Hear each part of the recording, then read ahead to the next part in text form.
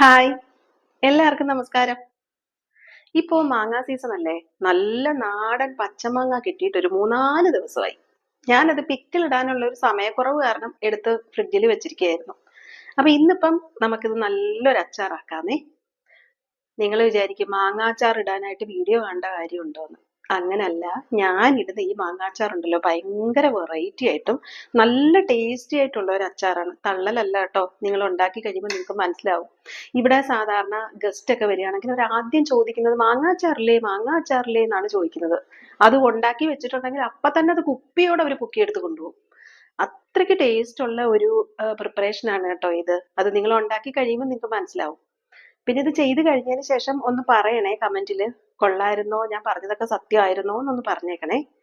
അപ്പൊ നമുക്ക് ഇപ്പോ ഈ മാങ്ങ എല്ലാം കൂടി ഇങ്ങനെ പൊക്കിയെടുത്ത് കിച്ചണിലോട്ട് പോവാം, അച്ചാറിടാം.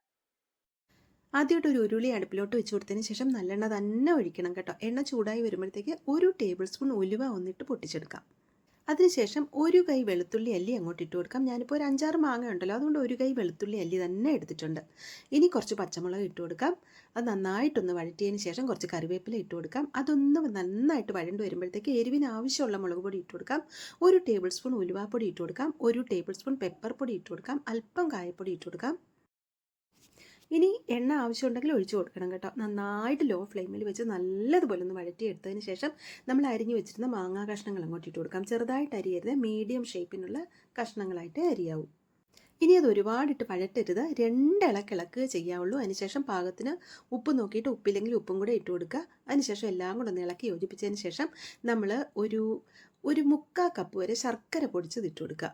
ശർക്കരയും കൂടെ പൊടിച്ചിട്ട് കൊടുത്ത് നന്നായിട്ടൊന്ന് ഇളക്കി അടുപ്പ് ഓഫ് ചെയ്ത് വെളിയിലെടുത്ത് വച്ചതിന് ശേഷം മാത്രം ഒരു 2 ടേബിൾ സ്പൂൺ ഒക്കെ വിനിഗർ ഒഴിച്ചു കൊടുക്കുക. വിനിഗർ ഇല്ല എന്നുണ്ടെങ്കിൽ നിങ്ങൾ വിട്ടിരുന്നാൽ മതി, കുഴപ്പമില്ല. ഓപ്ഷണലാണ്, ഉണ്ടെങ്കിൽ ഒഴിച്ചു കൊടുത്താൽ എത്ര നാൾ വേണമെങ്കിലും കേടുകൂടാതെ ഇരിക്കും. ഇനി അത് നന്നായിട്ട് ഇളക്കി യോജിപ്പിച്ചതിന് ശേഷം നന്നായിട്ട് തണുക്കാനായിട്ട് വെക്കുക. ഞാൻ രാത്രി ഉണ്ടാക്കി വെച്ചിട്ട് പിറ്റേന്ന് രാവിലെയാണ് കുപ്പിയിൽ അടച്ച് സൂക്ഷിച്ച് വെച്ചത്.